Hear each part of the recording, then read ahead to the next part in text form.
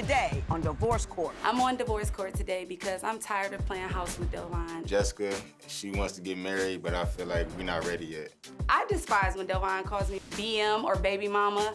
I feel as if I have earned my stripes. I used to call her wifey, and then once we fell out, she told me to stop calling her that. So besides Jessica, I would call you baby mama. I want the judge to let Delvon know it's time to grow up and be the man that he's supposed to be. Go ahead and lead his family and propose to me. Divorce Court is now in session. The Honorable Judge Lynn Toller presiding. Good day, ladies and gentlemen. I'm here with Jessica Bacon and Delvon Thompson. The two of you have been together for 8 years. You have 3 children. And Mrs. Bacon, you can't get him to put a ring on it already. So I think you came here to get me to encourage him to do the right thing. Ms. Bacon, I'm going to start with you. Why don't you tell me a little bit about what's going on? All right, Judge, we've been together for 8 years. 2 we were separated, but we're now back together. We have 3 children together. But I'm basically tired of playing wife and playing house, and I want a real proposal or commitment. I don't want to take another step as far as, like, you know, living together. We were supposed to move to Kentucky. And I feel as if I don't want to make that next step or commitment without being married. And that's just a huge problem for me. Have you talked to him about what the holdup is?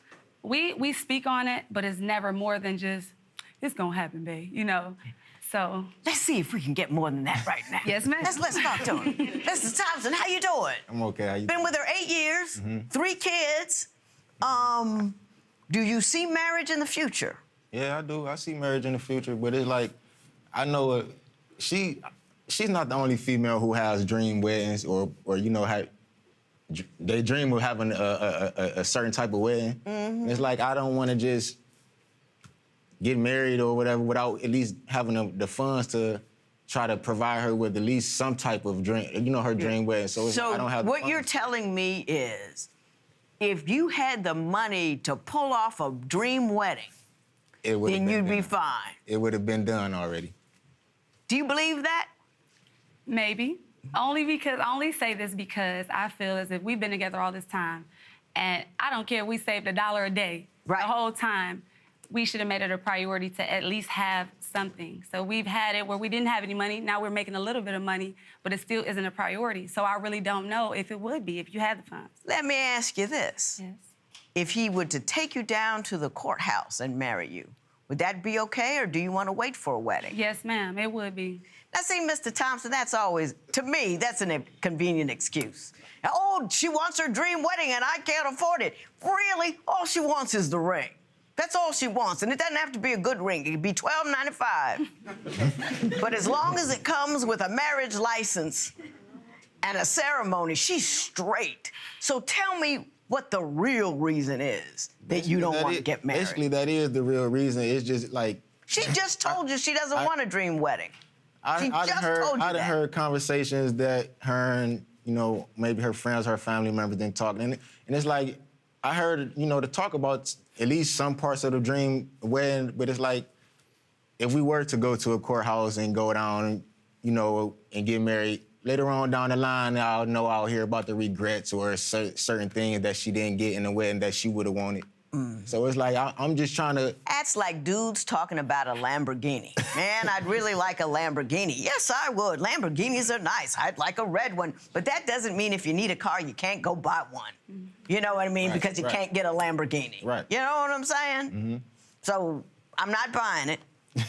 You tell me what your biggest issue is with this relationship. I mean, my biggest issue is, like, she's very controlling and she has a lot of trust issues with me. Give me some stories that exemplify that. Well, the trust issue, you know, I drive trucks. So when I first started driving trucks, I was over the road. I had to be over the road during the week, Monday through Friday, and I'm only home on the weekends. And I don't know if she let her family members or her friends get into her ear about me having another family, or, you know, truckers have other women on the road. Right. Yeah, and it's like, that's not me, because if that was the case, whenever I come home, I wouldn't be bringing all the money home to help pay the bills. I would be dividing it up between my so-called... second family. Exactly. And her. Yeah. Ms. Bacon, do you really believe he has a second family? And if so, why? The reason I started believing that, and it was nobody encouraging me anything, I I basically was truthful and was like, well, this is how I feel, because when you do come home, you may have a little bit of money, but I always have to hear, well, I don't have this much. I didn't make that much. When I know that I'm giving you full time for you to be out on the road by yourself. You only see us, 8 days out of the Well, month. how much does he bring home on average? You know what? I really don't know, because I always take his word from it. That's one thing that he's kind of private about. So I'll say, I was thinking he was making about 1,000, but I know that 1,000 a week. A week? Yes, that's what I assume. You know, once Based upon what? Conversations? yeah, a conversation when he just when he first took the job. But I know Are you funny about letting her know how much money you actually have? That's a yes. Not at all. That's a yes. No, How not come at all. She doesn't know. I mean, why not? Because it's my money. You living in the same household with her? Yeah. Do you know how much it costs to live there? Yeah, I pay. And Yeah. how much are you contributing towards that end? Whatever she needs, whatever she asks me for, I give it to her. If I don't have it, it's... It's on her. No, it's not on her. Yes, it is. If you don't have it, it's on her. I mean, that's all I have to give. I mean, then, I just once I divvy out the money on the bills or whatever, and when I leave out for the week, I still leave her extra money, when I can. I have to spend my money to eat out on the road. I have to eat and, take care of my personal expenses. When I can. What I got. You got 3 kids. Mm-hmm. Do they eat when you can? Are you gonna tell me, hey, I ain't got it right now? No, they eat before I do. You say that not only do you not know how much he makes, but he's extraordinarily cheap when it comes to you. And I want you to tell me why you say that. I've never received anything for my birthdays, holidays, anything. You never buy her any gifts at all? Talking to you.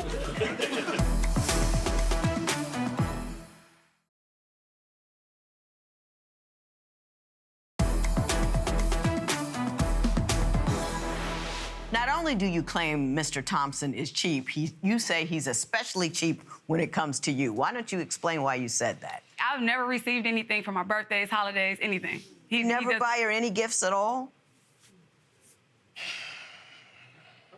Talking to you. Judge, when we first started, I wasn't working or anything. I really didn't have any money, so. But you're working now. You've been together 8 years. You have 3 children together. Have you never bought her a gift? A Mother's Day gift? Yes, Mother's Day. Last Mother's Day, I cooked for her seafood, and she didn't want it. She brushed me off for Valentine's Day to go to a concert. I had plans for Valentine's Day for us to do something. She goes to a concert. She didn't want that, so it's like, then the last couple of birthdays, we haven't really been together around her birthday. So it's like, why get you something if we're not even together? Oh, you're on a break, so to speak? We've been broke up for about 2 years.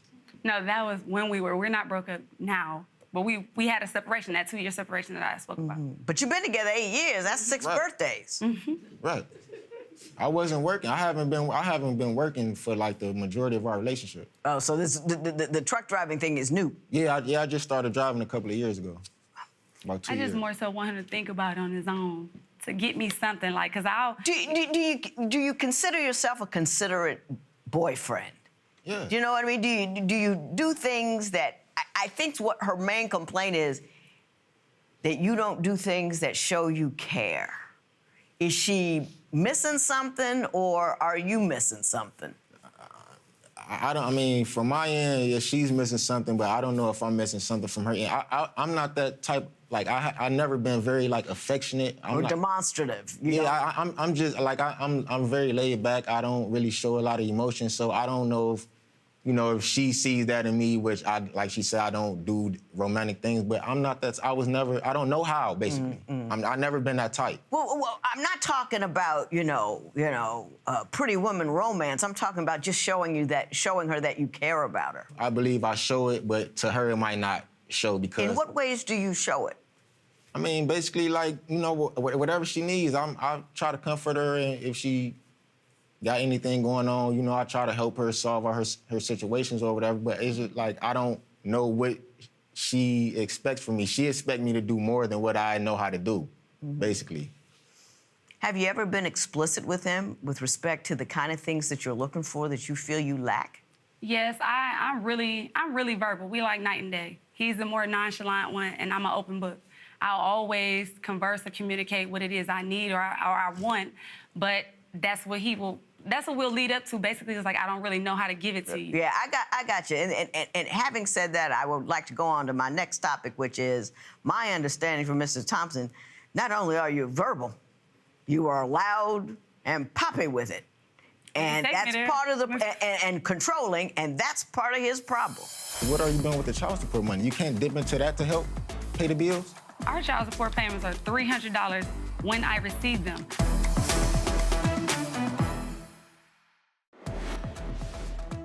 Should lack of funds keep you from getting married? Tell us what you think at Divorce Court.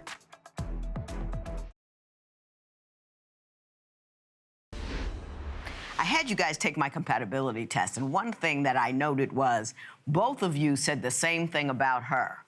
You called yourself both controlling and anxious, and you used the same words, controlling and anxious. Why don't you give me some examples of behavior that demonstrates that? For example, like if I want to do something like for the family or anything, like for my kids, for example, I bought me some shoes a couple of weeks ago, and I was gonna buy the kids some shoes. Right. But no, save your money, keep it on for bills or whatever. And about a week or two later, she comes, my kids ain't got no shoes, my babies need some new shoes. Why didn't you just let me buy the shoes? You know what I'm saying? So it's like that's basically like you're trying to control me and instead of letting me be me. You know, if you would have let me buy my kids the shoes, then you wouldn't be complaining about them not having no shoes. Give me another example of where she's controlling and.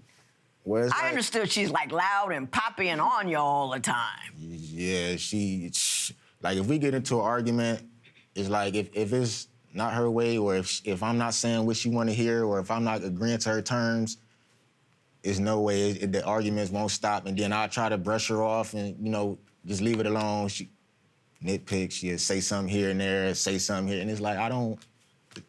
Ms. Bacon, why don't you respond to those accusations? I call myself that because I've noticed in this relationship, I've lost a lot of my femininity. And that's more so because I have to play all these different roles. I'm wearing all these different hats. That scenario was correct. But in my mind, it's like priorities first.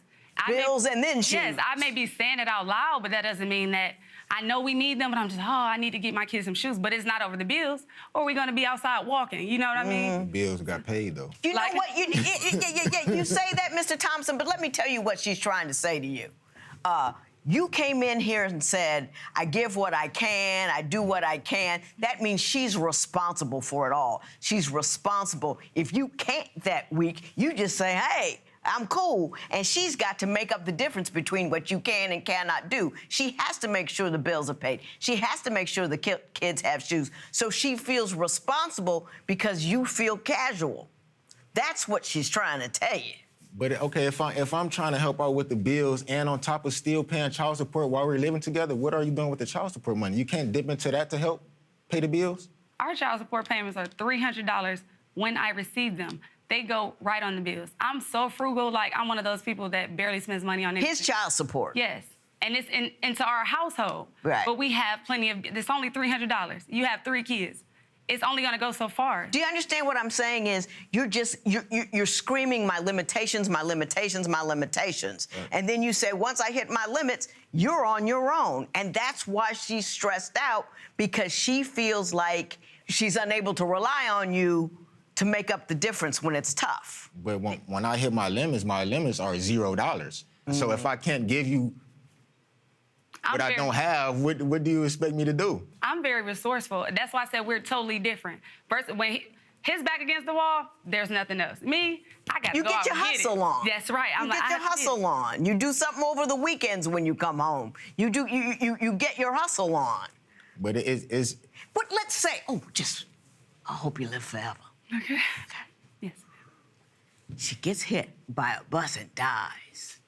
You got them 3 kids. And you come home and they say, I got $0, kiddo. No eating today. Would you do that? Nope. What would you do? Make something happen. That's what she's asking you to do. Make something happen even when she's there. That's what she's asking for. Because you know, well, I'll tell you later. Because I'm going to get wound up.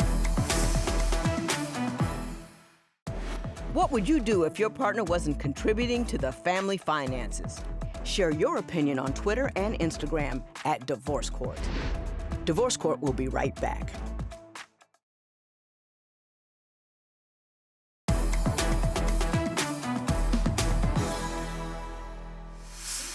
The mistakes that you two make are so common.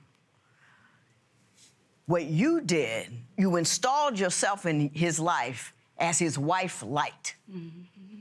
You had 3 of his children, so you're committed to the proposition. You've stayed so long, the idea of leaving now means, oh, I've wasted all this time that I invested. So you've got no leverage at all. He doesn't have to marry you. He don't have to show you a paycheck because he knows you're not going to go anywhere. He knows that you're stuck where you are and that there's nothing you can do about it. So he can limit his giving. He doesn't have to step up to the plate because you've already locked the door and he knows you're not going anywhere. You don't have the security of knowing that your man is only with you because he's on the road all the time and you can't understand with his money and he can't even do you the courtesy of giving you the calm of showing his paycheck, so you have some comfort with that. So you're just scared, and then when you're scared, you get angry. And then you, over there, get mad because she's angry, but you don't do anything to make her feel safe. And what I'm saying to you is, you have an obligation to your children to make sure that their mother is secure. You have an obligation to your children to make sure that their mother is not hooping and hollering in the house because she does not feel safe. You know, if you raise your kids in a house full of chaos, they get little tornadoes in their head, and then when they're 16-year-old, running around on the streets, doing drugs and whatever, you ain't got nobody to blame but you because you didn't secure your household. How dare you give a woman 3 children and not be the man that's responsible for taking care of things? How dare you?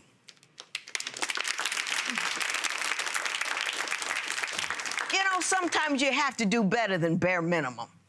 You can't just be a basic brother. Well, I knocked her up. I'm paying her $300. I knocked her up. She's fine. She's got it. And I'll give you whatever change you got. And I don't worry. I'm not going to make you feel loved and cared for and do anything for you. I'm going to get, you know what I mean? I'm just going to complain about you being loud and poppy. Stop being loud and poppy. It don't help. I've stopped. Do you understand what I'm saying to you? Mm-hmm. You know, don't do what you can get away with. Do what a man would show up with. That's the difference. If I were you, I'd get more education, I'd get more independent, and then I'd get me to stepping when I had the opportunity. Maybe he'll show up. Maybe he won't. But it won't matter, because you won't care. Always be good to your kids. This matter is adjourned. You came here looking to, get proposed to. You know, it's been something that we spoke about, but it needs to be really, really communicated about now. So once we go back home, then we'll see, I believe he will. I believe we will. How much longer will you wait? I mean, I waited this long. I still will wait, but, put the pressure on it a little bit. Judge Lynn had a lot to say to you today. Yeah. She called you a basic brother. What's your reaction when you hear that? Basically, I need to step it up. Obviously, I'm not doing my part, so I need to do better. Mm-hmm.